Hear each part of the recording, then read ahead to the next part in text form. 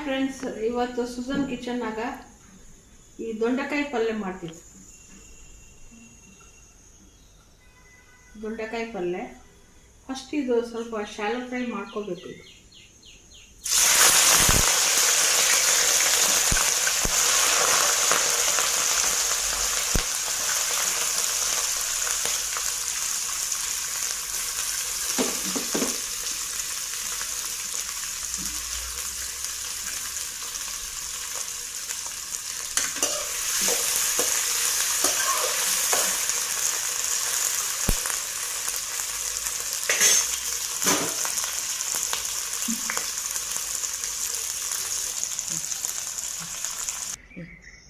ನೋಡ್ರಿ ಫ್ರೆಂಡ್ಸ್, ಇವಾಗ ಇದೆಲ್ಲ ನಾನು ಫ್ರೈ ಮಾಡಿ ಇಟ್ಕೊಂಡಿನಿ.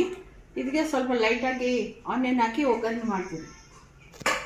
ಇದು ಫ್ರೈ ಮಾಡಿದ್ದೆ ಆಯಿಲ್, ಸ್ವಲ್ಪ ಜಾಸ್ತಿ ಬೇಡ. ಕಾಯಿ ಫ್ರೈ ಮಾಡಿದ್ದು ಎಣ್ಣೆನೇ ಇದು.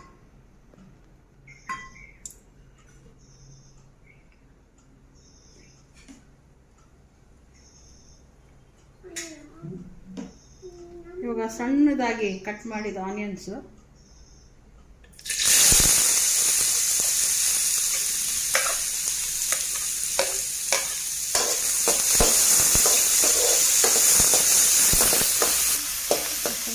ಶಾಲೋ ಫ್ರೈ ಆಗೈತಿ. ಇವಾಗ ಸ್ವಲ್ಪ ಮೆಣಸಿನ್ಕಾಯಿ, ಸ್ವಲ್ಪ ಕರಿಬೇವು ಹಾಕಿ ಫ್ರೈ ಮಾಡ್ತೀನಿ.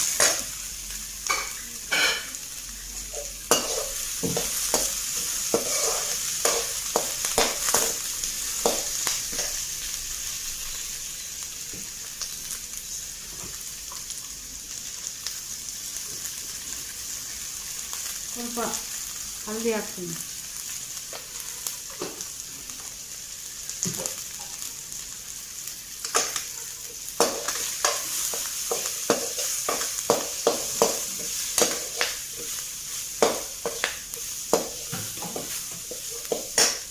ಈಗ ಫ್ರೈ ಮಾಡಿ ಇಟ್ಕೊಂಡಿನ ಅದು ಈ ದೊಂಡೆಕಾಯಿ ಎಲ್ಲ ಇದರೊಳಗೆ ಹಾಕ್ತೀನಿ.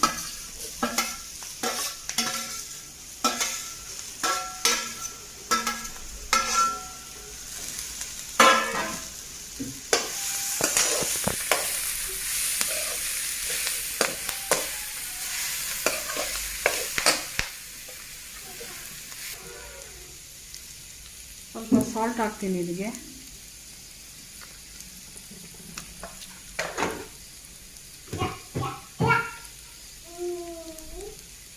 ಸ್ವಲ್ಪ ಪೆಪ್ಪರ್ ಪೌಡರ್ ಹಾಕ್ತೀನಿ.